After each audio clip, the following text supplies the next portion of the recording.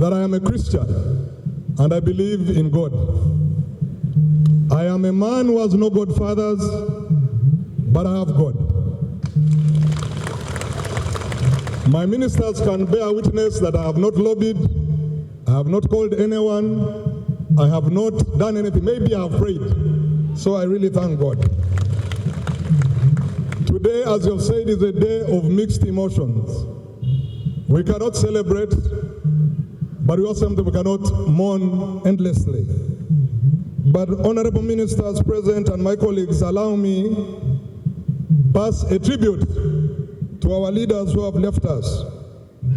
We have been nurtured for the last couple of years through the hands of our former Executive Director, Mrs. Dorothy Kisaka, Engineer David Luyimbazi, our former Deputy Executive Director, and our great colleague and friend, Daniel Okello. For us who have worked with them in management, we are sincere when we say it is a difficult thing to say, to see them live in the circumstances that they have left. My prayer is that we shall be kind, we shall be considerate, and we continue to have them in our thoughts and prayers. Ladies and gentlemen, today is a new dawn. There is an English saying that says that the darkest hour is usually the hour just before dawn. Ng'obudde bunaatera okukya, enziki zaawetera okubeera enkwafu ennyo. KCC is at its darkest hour in its history. Even before we came here, we used to follow what was happening in KCCA, especially after it became an authority. And I think I don't speak for myself alone, but I speak for all Ugandans who have been watching us closely, that this could be one of our darkest hours. The darkest part of these hours was what happened at Kitezi on that fateful day. We are sorry to this country because I believe in a way we failed our people. And at this moment, I'd like all of us to stand up and observe a moment of silence for the departed comrades who died. KCCA mourns and the country, the innocent lives, and all the property that was lost at Kitezi. We are aware as the leadership of this institution that there could be many other Kitezis out there. There could be a Kitezi in physical planning. There could be a Kitezi that is developing in development control. There could be a Kitezi that is developing in trade order. There could be a Kitezi developing in failure to manage public transport and the border situation in our city. Our mandate as KCCA is clear. We need to work with our ministers. We need to work with the elected leaders. We need to work with the President of this Republic to deliver what the citizens of Uganda expect of us.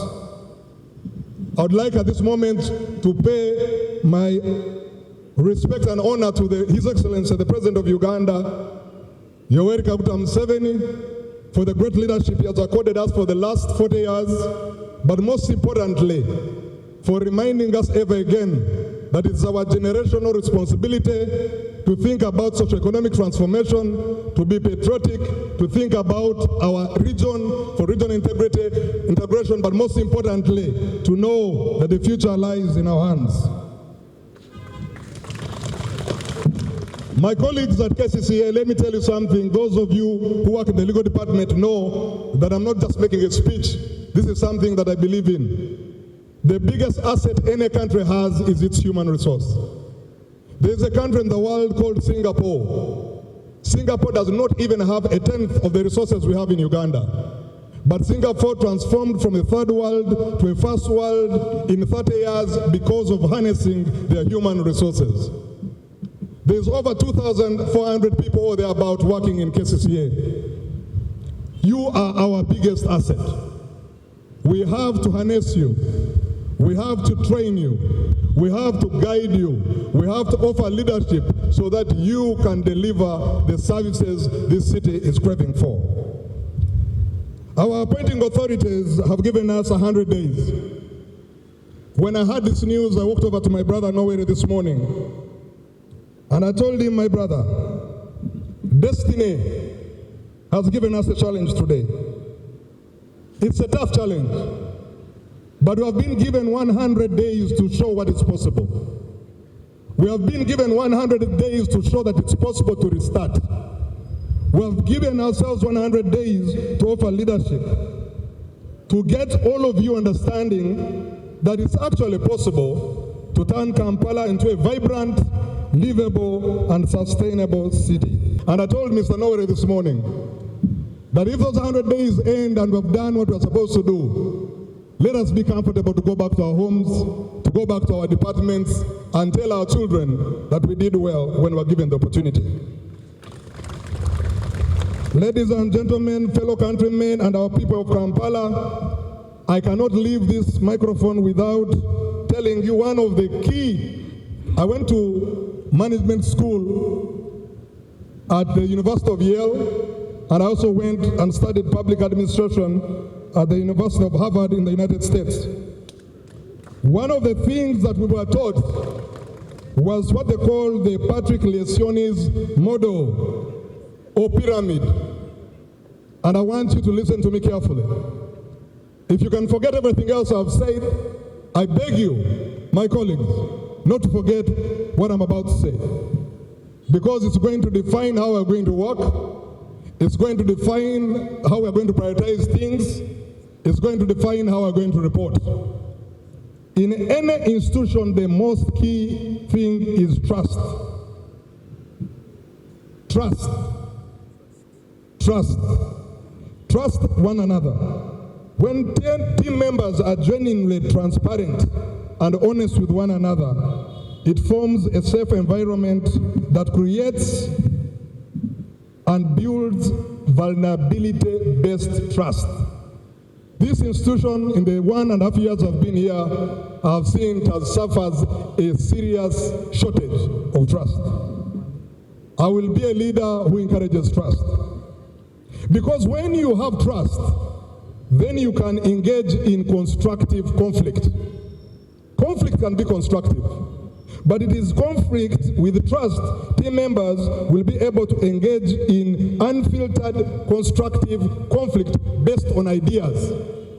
My colleagues in the legal department of KCCA know that in cases in the legal department, there's nothing like the boss has said. We engage in constructive conflict of ideas, so that when we arrive at a point, we are all in agreement. The moment we have conflict that is constructive, when it's conflict of ideas and not conflict of personalities and not conflict that is based on parochial interests, then we can be able to commit to decisions. Then it means our team members will be able to offer opinions, debate ideas, feel that they have been heard and respected, and will be more likely to commit to the positions that we shall take. Then we can hold each other accountable, and our ministers will hold us accountable. It is in that way that we can achieve collective results. As I conclude, my friends, I know you are all concerned about a couple of things. I know that Kitezi is highest on our agenda: finding the land, the emergency response, dealing with the aftermath, the compensations, etc., etc.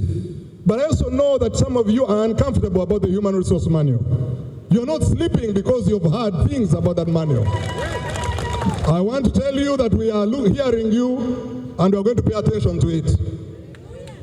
I know that our law enforcement assistants are asking themselves, when shall we get contracts? I can tell you we're going to do our best to make that a priority. I know that people in the cleaners were asking, when are we going to get paid?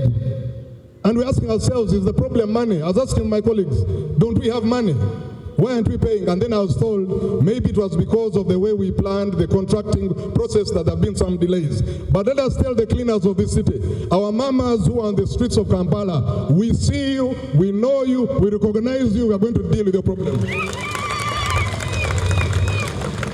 Garbage is everywhere and everybody is complaining. My sister is just telling her that now that you have walked into the big shoes of Dr. Okello, I have never seen a man who was always on the phone running up and down like him, but I trust that my sister is also very solid. Let us know that we have to sort out the garbage in this city. The issue of trade order, I cannot explain. But let me again tell our friends in enforcement, the enforcement community of KCCA, you are the faces of our people, of us when you're in the streets. I will defend you as I've defended you all the time. But if you continue doing things that embarrass us, I will be the one of the people who will take you to the crucifixion cross. And I'm saying it because I know the cameras are here, because I know I'm going to be held accountable. We will not tolerate joking around with our people and giving government a bad name. So why don't you clap for that?